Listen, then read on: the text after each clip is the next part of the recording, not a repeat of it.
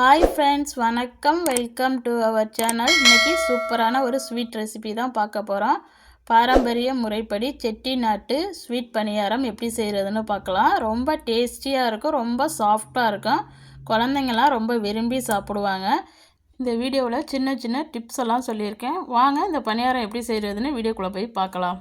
நான் ஒரு பாத்திரத்தில் 1 கப்பு இட்லி ரைஸ் எடுத்திருக்கேன்.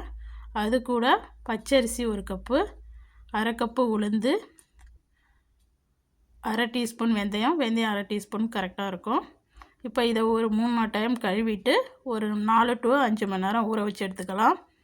இப்போ நீங்கள் இட்லி ரைஸுக்கு பதில் சாப்பாட்டு ரைஸ் கூட எடுத்துக்கலாம். இப்போ இது நல்லா ஊறிடுச்சு பாருங்கள். 4 மணி நேரம் ஆயிடுச்சு. 4 மணி நேரத்துலேயே நல்லா ஊறிடுச்சு. இப்போ ஒரு மிக்ஸி ஜாருக்கு மாற்றிருக்கேன். இப்போ இதை நல்லா ஃபைன் பேஸ்ட்டாக அரைச்சி எடுத்துக்கலாம். ரொம்ப தண்ணி ஊற்றிடாமல் அரைச்சிக்கோங்க. நீங்கள் அரைச்ச மாவு இப்படி இருக்கணும். இப்போ இது கூட தேவையான அளவு உப்பு சேர்த்து நல்லா மாவை கரைச்சி எடுத்துக்கலாம். பாருங்கள், மாவை நல்லா கரைச்சி எடுத்துட்டேன்.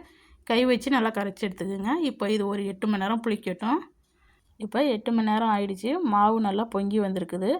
மாவு இந்த மாதிரி கட்டியாக இருந்துச்சுன்னா தான் நம்ம இது கூட வெள்ளைப்பாகு சேர்க்கும்போது கரெக்டாக தோசை மாவு பக்குவத்தில் நம்மளுக்கு கிடைக்கும். இப்போ இதை நல்லா மிக்ஸ் பண்ணிக்கோங்க. இது கூட நான் 1 கப்பு அளவு வெல்லம் சேர்த்துருக்கேன். இப்போ நீங்கள் இதுக்கு 2 கப்பு வரைக்கும் வெல்லம் சேர்த்துக்கலாம். உங்கள் ஸ்வீட்டுக்கு தகுந்த மாதிரி நீங்கள் கூட குறைச்சி சேர்த்துக்குங்க. நான் மொத்தம் 1/4 கப்பு வெல்லம் சேர்த்துருக்கேன். டைரெக்டாக சேர்த்துட்டேன்.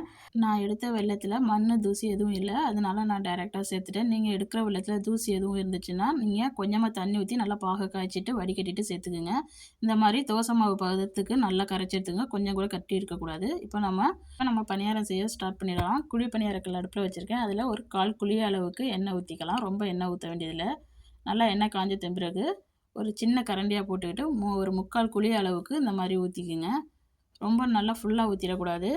உங்களுக்கு வெந்து வரும்போது மாவு உப்பி வரும். அதனால் 3/4 குழி அளவுக்கு ஊற்றிக்குங்க. இந்த மாதிரி கரண்டியில் ஊற்றுறது கஷ்டமாக இருந்துச்சுன்னா நீங்கள் டம்ளர் யூஸ் பண்ணி கூட ரொம்ப ஈஸியாக ஊற்றிடலாம். இந்த மாதிரி ஓரங்களெல்லாம் ஊற்றிட்டு லாஸ்ட்டில் நடுவில் ஊற்றிக்கலாம். ஏன்னா நடுவில் ரொம்ப ஹீட்டாக இருக்கும். நம்ம ஃபஸ்ட்டே ஊற்றிட்டோம்னா அது சீக்கிரம் வெந்துடும். மற்றது வேகிறதுக்கு ரொம்ப டைம் எடுக்கும். அதனால் இதெல்லாம் ஊற்றிட்டு நடுவில் லேட்டாக ஊற்றிக்கங்க. இதே மாதிரி எல்லா குழியிலையும் ஊற்றிக்க வேண்டியது தான். நீங்கள் வெல்லத்துக்கு பதில் ஜீனி கூட போட்டு மிக்ஸ் பண்ணிக்கலாம். உங்களுக்கு வெல்லம் பிடிக்காட்டினா ஜீனி கூட போட்டு நல்லா மிக்ஸ் பண்ணிக்கலாம் உங்கள் ஸ்வீட்டுக்கு தகுந்த மாதிரி.